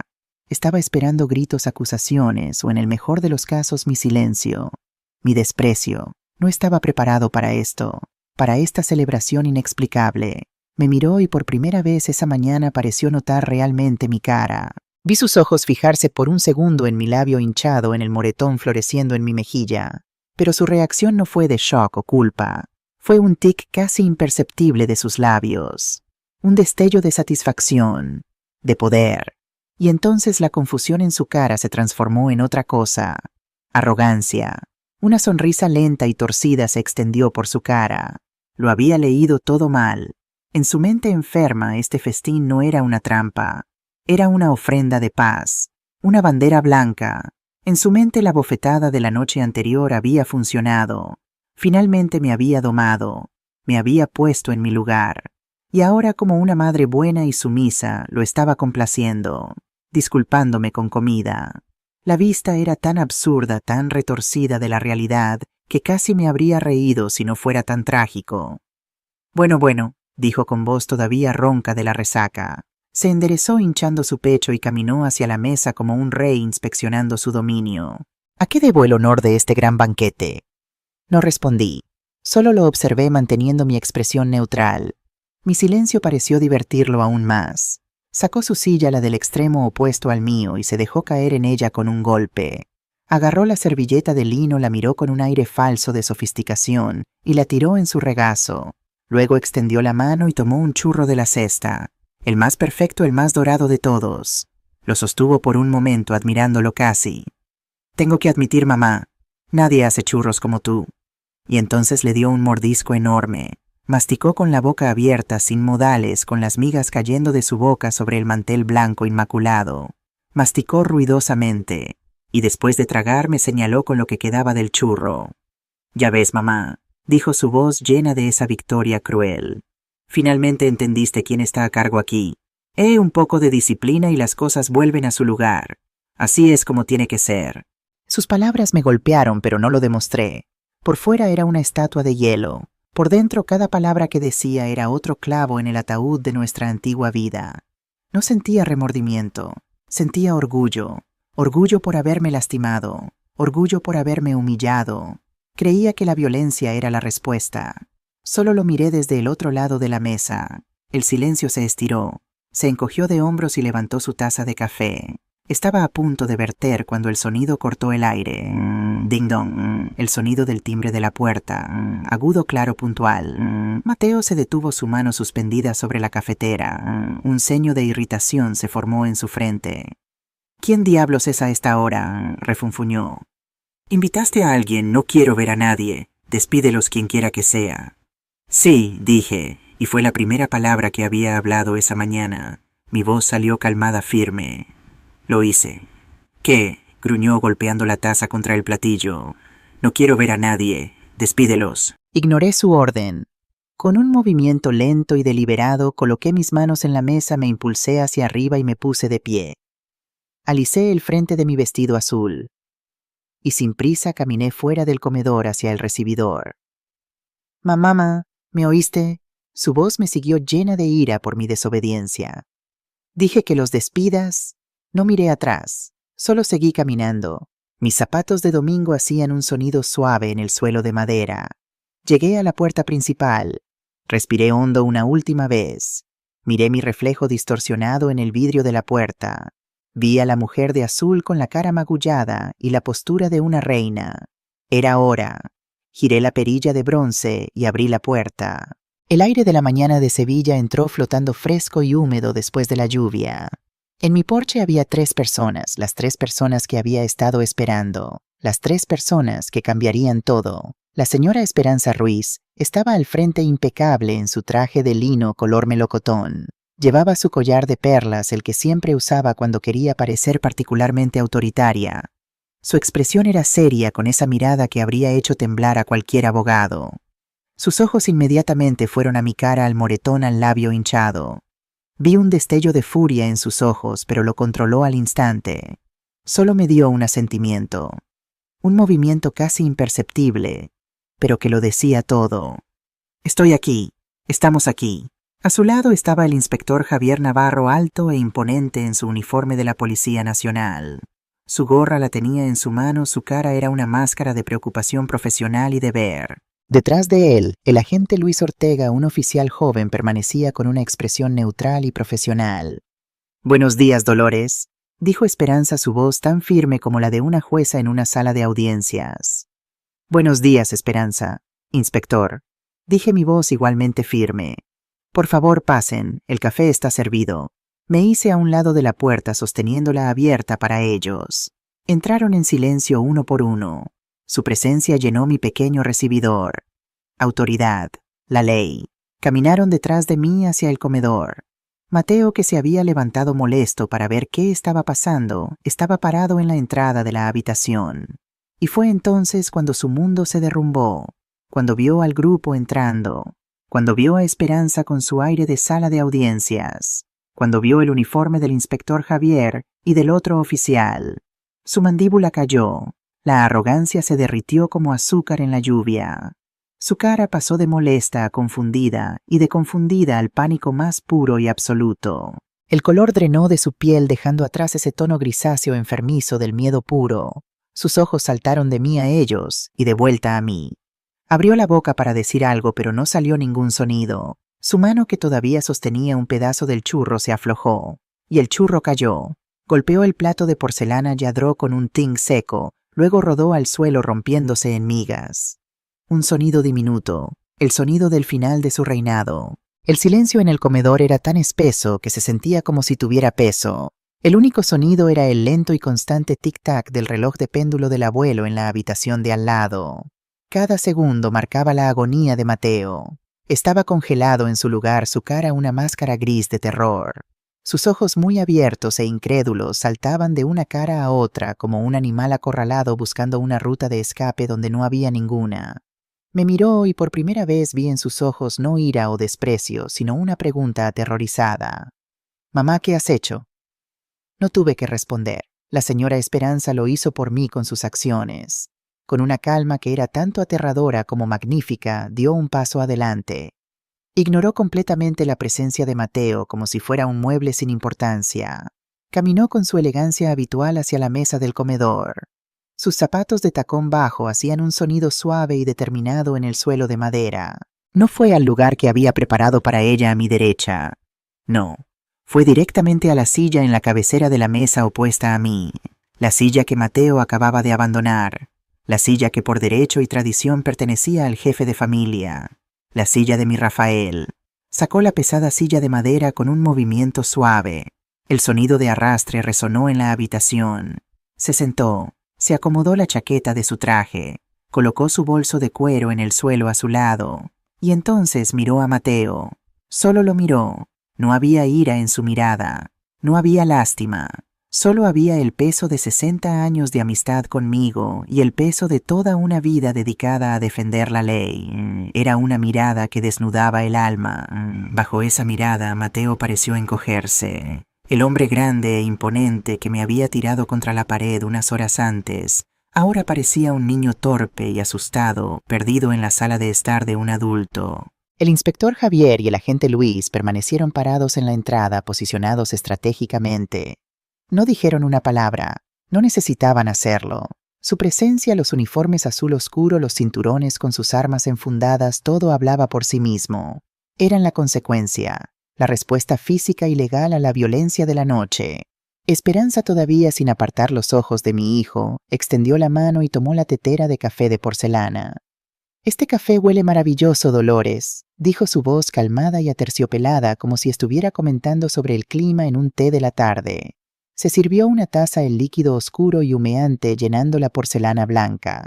Tomó la pequeña jarra de crema y añadió una gota. Revolvió el café con una cuchara de plata, el suave tintineo del metal contra la porcelana cortando la tensión. Tomó un sorbo. Luego colocó la taza de vuelta en su platillo con una delicadeza calculada. Finalmente le habló a Mateo. Mateo comenzó y su voz era baja, pero portaba una autoridad que llenaba cada rincón de la habitación. «Recuerdo cuando eras solo un niño pequeño. Solías correr a mi reja con un diente de león en la mano y decir, «Mira, tía Esperanza, una flor para ti». Mateo tragó duro. Su nuez de Adán se movió. «Recuerdo, ma'am», continuó, «que llevabas mis bolsas del mercado incluso cuando eran casi más grandes que tú. Eras un niño tan educado, tan amable». «Déjame llevar eso, tía Esperanza. No debería esforzarse. Eso es lo que siempre decías». Hizo una pausa tomando otro sorbo de café. Cada palabra que hablaba era un pequeño golpe, un recordatorio del hombre que debería haber sido en marcado contraste con el hombre en el que se había convertido. No era una acusación, era un elogio fúnebre. «Tu padre», dijo, y el nombre de Rafael pareció colgar en el aire. Habría estado tan orgulloso de ese niño. El niño que se convirtió en hombre fue a la universidad el primero en la familia, el orgullo de su madre. Hizo otra pausa y me miró. Luego sus ojos volvieron a Mateo y la suavidad en su voz desapareció reemplazada por una hoja de acero. «¿Dónde se fue Mateo? ¿Dónde está ese hombre?» Mateo abrió la boca. Un sonido ronco, un gemido escapó.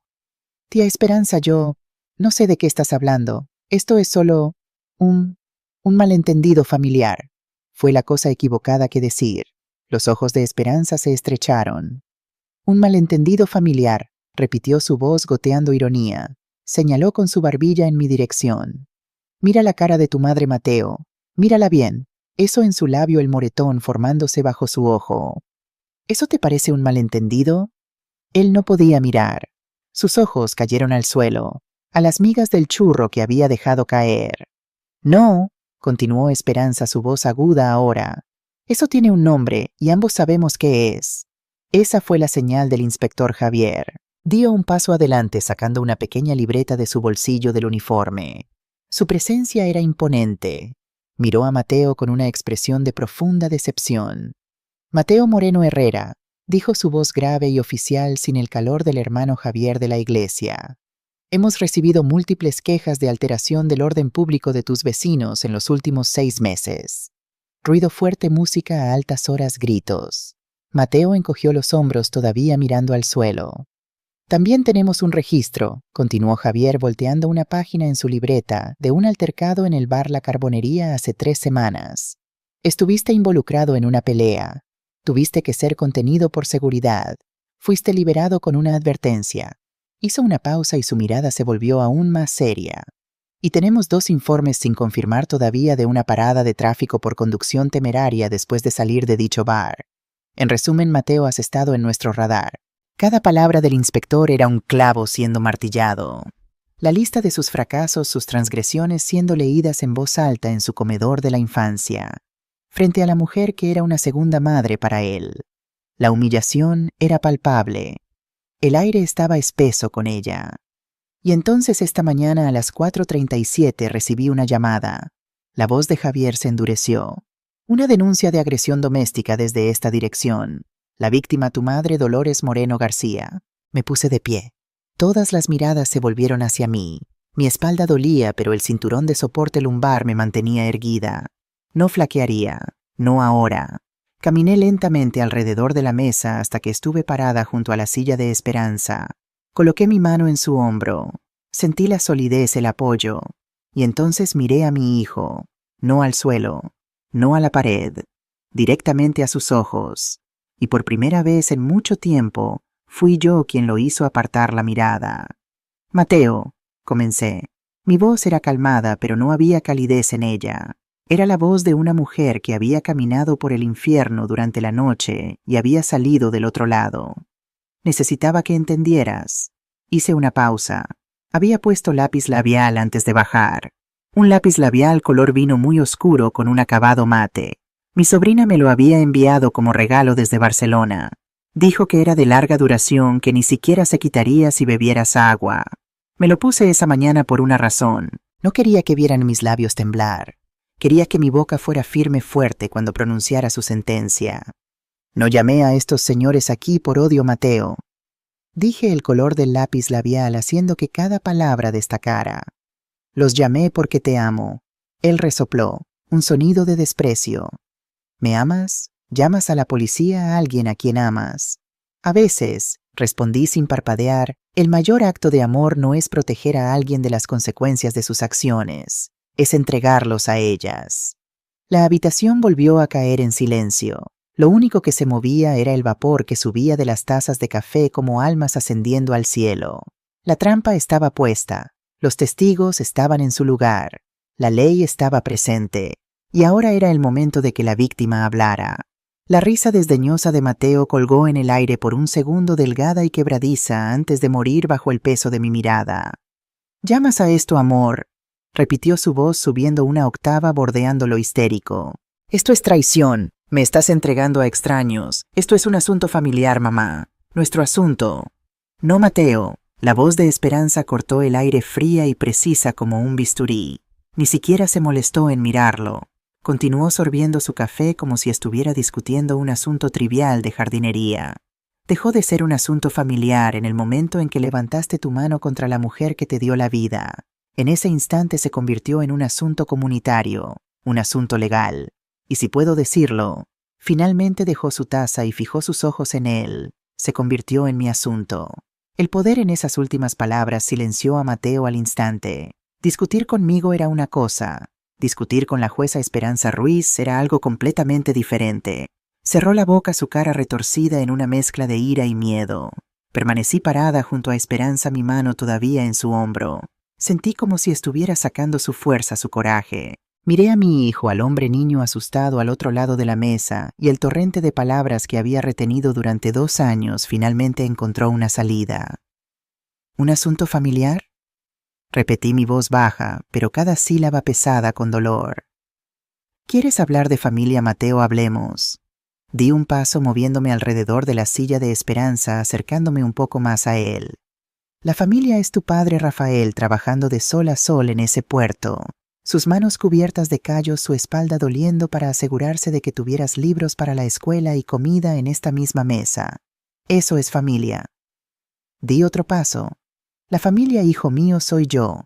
Después de que tu padre se fue trabajando como costurera hasta que mis dedos sangraran, y luego ir a limpiar pisos en una oficina en el centro llegando a casa en la madrugada, solo para asegurar que tu matrícula universitaria fuera pagada, para asegurarte un futuro mejor del que nosotros tuvimos.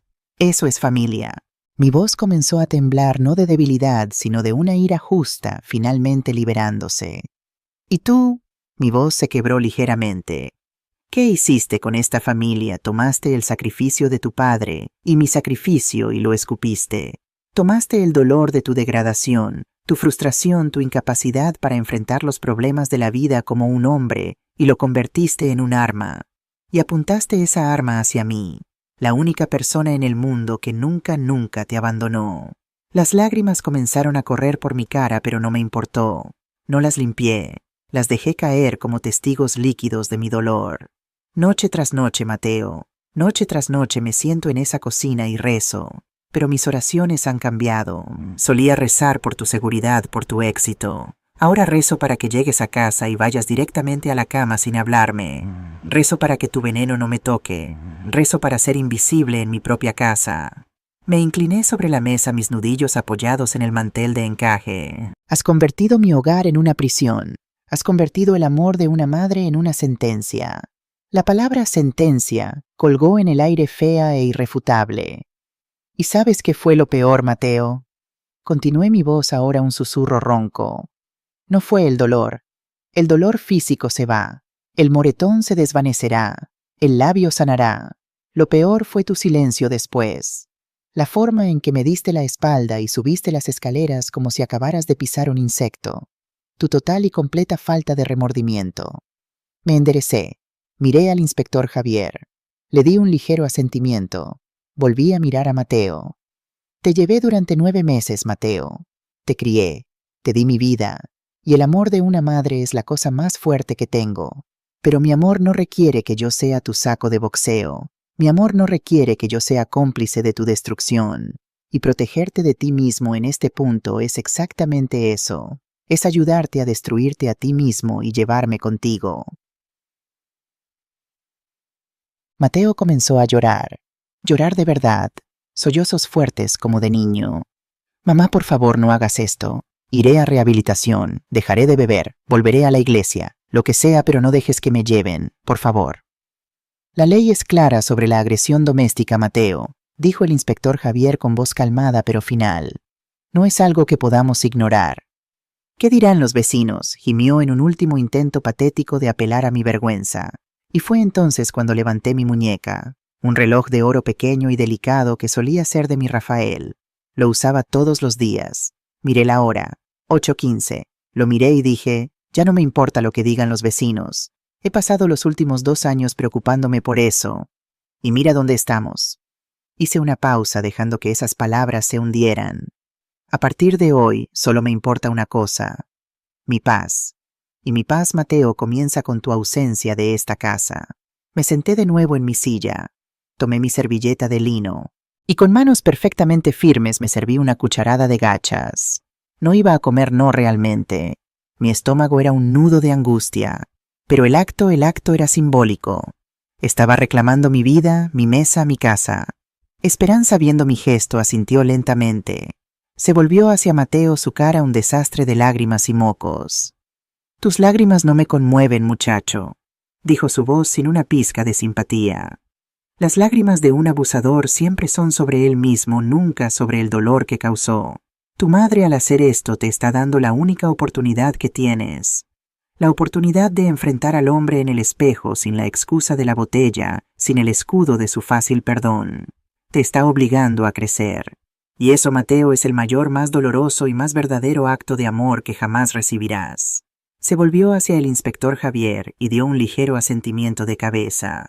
Fue la señal. El juicio en la mesa del comedor había terminado. La sentencia estaba a punto de ejecutarse. El asentimiento de Esperanza fue casi imperceptible, pero para el inspector Javier fue tan claro como el sonido del mazo de un juez. Guardó su libreta en el bolsillo de su uniforme, y ese pequeño gesto marcó el final de la conversación y el comienzo de la acción. Dio un paso adelante, entrando completamente en el comedor. El agente más joven, que había estado apostado cerca de la puerta, lo siguió. El aire en la habitación, que ya estaba pesado, se volvió delgado. Sentí mi pecho apretarse. Era real. Estaba sucediendo. Mateo, la voz de Javier era formal, desprovista de cualquier calidez. Ya no era el hermano Javier de la iglesia. Era la ley. Por favor, ponte de pie y pon tus manos detrás de tu espalda. El llanto de Mateo se detuvo abruptamente, reemplazado por una mirada de pánico e incredulidad. Miró de Javier a mí y de vuelta a Javier.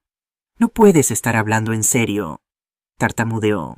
«Javier, por el amor de Dios, me conoces desde que era niño. Me viste bautizar. Y vas a arrestarme en mi propia casa delante de mi madre». «Te arresto por tu madre, Mateo», respondió Javier, su voz firme e inquebrantable. «Y porque la ley lo requiere. Ahora, por favor, no hagas esto más difícil de lo que ya es». El segundo oficial se movió detrás de la silla de Mateo. El movimiento fue lo que finalmente pareció romper el trance de mi hijo. El pánico se convirtió en rabia. Empujó su silla hacia atrás con un estruendo y saltó de pie, su cara roja de ira. «¡No me toques!», gritó señalando con el dedo al oficial.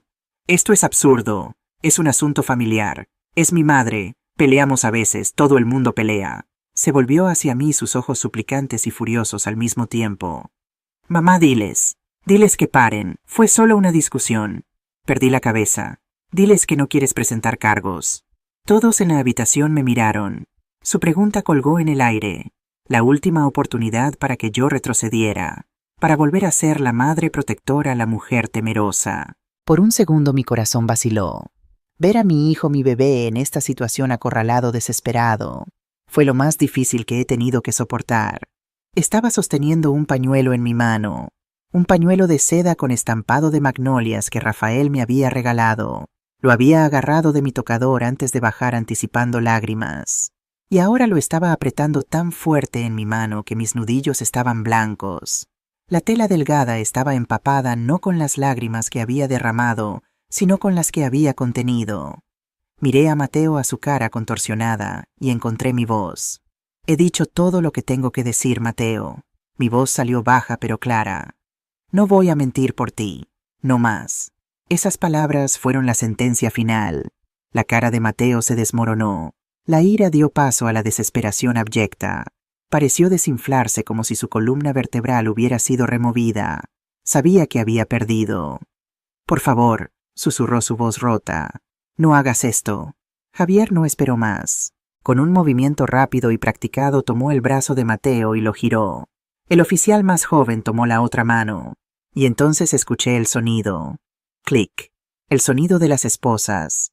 Los dientes de acero cerrándose juntos. El sonido metálico seco. Mateo dejó escapar un sollozo. Un sonido gutural de pura derrota. No resistió más. Solo se quedó ahí parado con la cabeza gacha, los hombros caídos, mientras el inspector Javier le leía sus derechos. «Tienes derecho a permanecer en silencio. Cualquier cosa que digas puede y será usada en tu contra en un tribunal de justicia». La voz del inspector era un zumbido monótono, la letanía familiar que solo había escuchado en películas y en la televisión. Escucharla en mi propio comedor siendo leída a mi propio hijo era surrealista. Esperanza no se movió. Permaneció sentada, un testigo silencioso y regio. Su presencia un ancla de dignidad en el caos de mi vida. Era la prueba de que no estaba loca, de que no estaba reaccionando exageradamente. Comenzaron a escoltarlo fuera de la habitación. Cuando Mateo pasó junto a mí, se detuvo por un instante. Levantó la cabeza y me miró a los ojos. Su cara estaba mojada de lágrimas. «Mamá», comenzó. Pensé que iba a disculparse, pero no. «Vas a lamentar esto, mamá», dijo su voz baja, llena de un veneno que me heló la sangre. «Vas a estar sola en esta vieja casa con tus viejas cosas. Y vas a lamentarlo». Era una amenaza, el último intento de un tirano de mantener el control a través del miedo. Pero el miedo en mí había muerto esa mañana. Tal vez Mateo, respondí mi voz firme sin un rastro de vacilación. Tal vez lamente que tuviera que llegar a esto, pero nunca lamentaré haber elegido mi propia vida hoy. Javier tiró suavemente de su brazo y continuaron caminando. Los vi cruzar el recibidor. El otro oficial abrió la puerta principal. El brillante sol de la mañana inundó el pasillo haciéndome parpadear. No fui a la puerta. No quería ver a los vecinos curiosos asomándose por sus ventanas. No quería ver la expresión en la cara de mi hijo cuando lo metieran en un coche de policía. Me quedé justo dentro de mi comedor. Y solo escuché. Escuché sus pasos en el porche de madera. Escuché la voz de Javier diciéndole algo. Y luego escuché el sonido de la puerta del coche de policía cerrándose. Un sonido hueco y final. Y luego el sonido del motor arrancando, alejándose, desvaneciéndose en la distancia. Y luego el silencio regresó, pero era un tipo diferente de silencio. No era el silencio pesado y opresivo de la madrugada. Era un silencio ligero, vacío sí, doloroso sin duda, pero ligero. Era el silencio de la paz, el silencio de una casa que ya no albergaba miedo. Me quedé parada allí no sé por cuánto tiempo. Mis músculos que habían estado tensos durante horas comenzaron a relajarse. La adrenalina que me había mantenido de pie comenzó a disiparse, y una ola de agotamiento tan abrumadora me golpeó. Mis rodillas se doblaron. Antes de que pudiera caer sentí una mano firme en mi brazo. Era Esperanza. Se había levantado y venido a mi lado. Me sostuvo firmemente. El agente Ortega, que se había quedado atrás, se acercó y sacó una silla para mí. Esperanza me ayudó a sentarme. «Ya terminó, Dolores», dijo su voz suave por primera vez esa mañana. Ya terminó, y fue solo entonces, sentada allí en mi comedor con el olor a café y churros todavía en el aire, con mi mejor amiga a mi lado, que me permití desmoronarme. Cubrí mi cara con mis manos y lloré. Lloré por la pérdida de mi hijo, por la vergüenza, por el dolor. Lloré por el niño que una vez fue y el hombre en el que nunca se convirtió. Lloré por la soledad que me esperaba. Y lloré también por el alivio aterrador de estar finalmente absolutamente libre. Esperanza puso su brazo alrededor de mis hombros.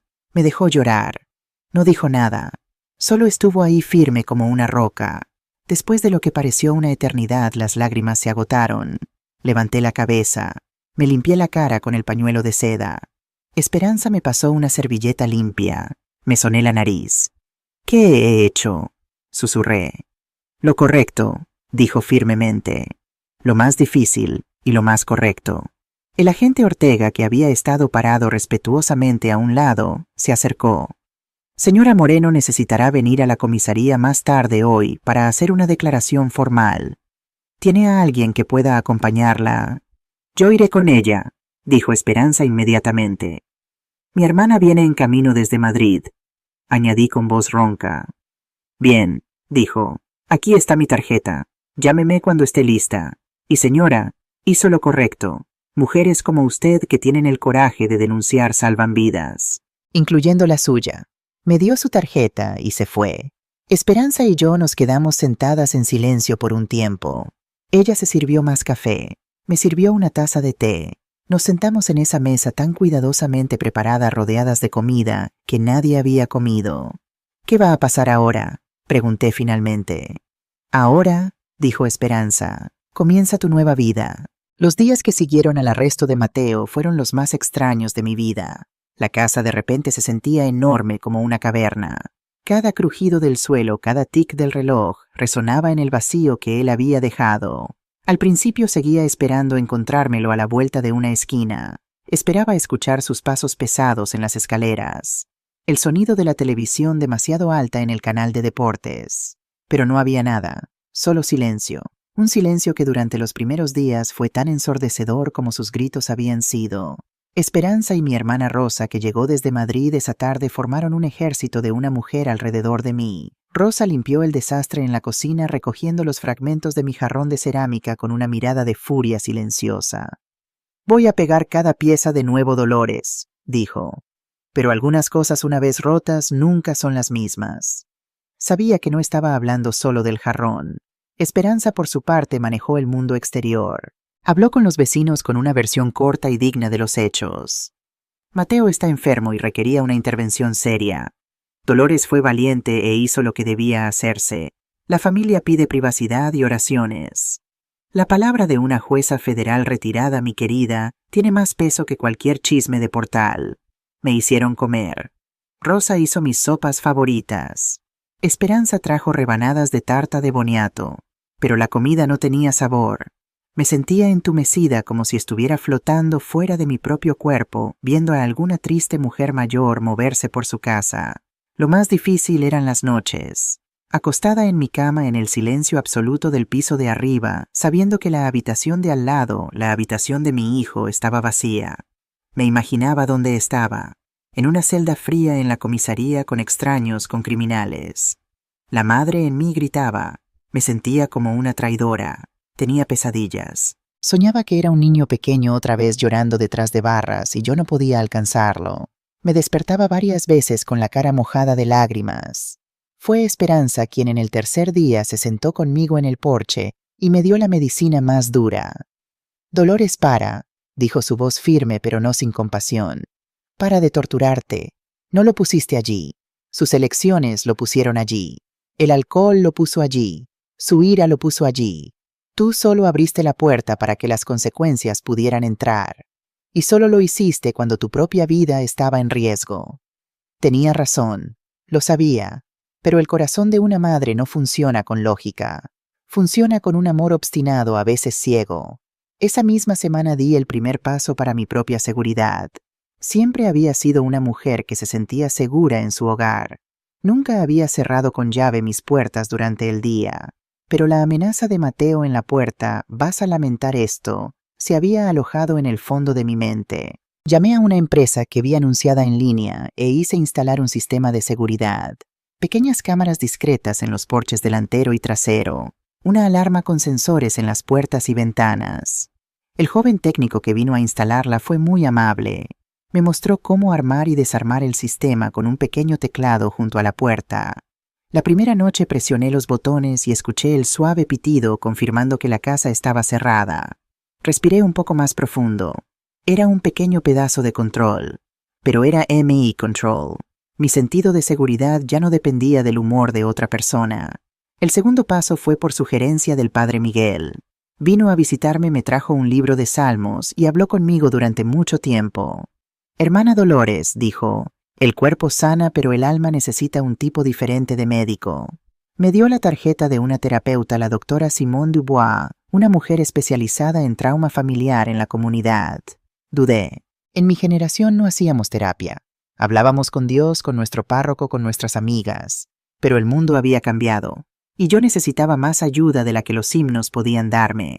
Mi primera sesión con la doctora Simón fue aterradora. Me senté en su oficina tranquila con sus sillas cómodas y el olor a té de manzanilla en el aire, y no podía hablar.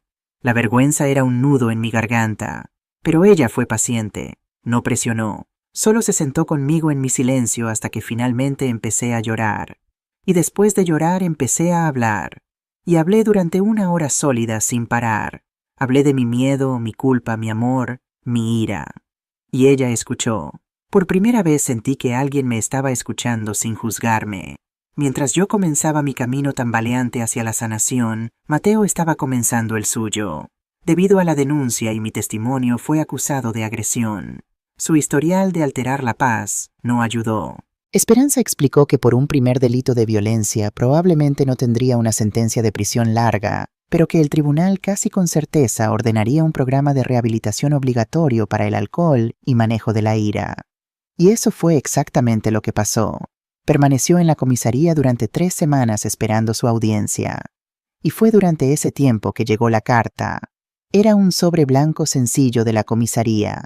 Mi nombre y dirección escritos con su letra que reconocería en cualquier lugar. Mis manos temblaron mientras la tomaba del buzón. Me senté en mi mecedora del porche para leerla. El sol de la tarde era cálido en mis hombros. Abrí el sobre cuidadosamente. La carta era corta, escrita en una hoja de papel rayado. Mamá, realmente no sé cómo empezar esto. Supongo que lo siento no es suficiente. He dicho y hecho cosas imperdonables. Lo sé ahora. Estas últimas 3 semanas aquí sobrio sin nada para distraerme han sido las más largas y claras de mi vida. He tenido que mirar al hombre en que me he convertido, y no me gustó lo que vi. La carta continuó. Era sincera, era dolorosa, era la voz de mi hijo real, no la del monstruo borracho.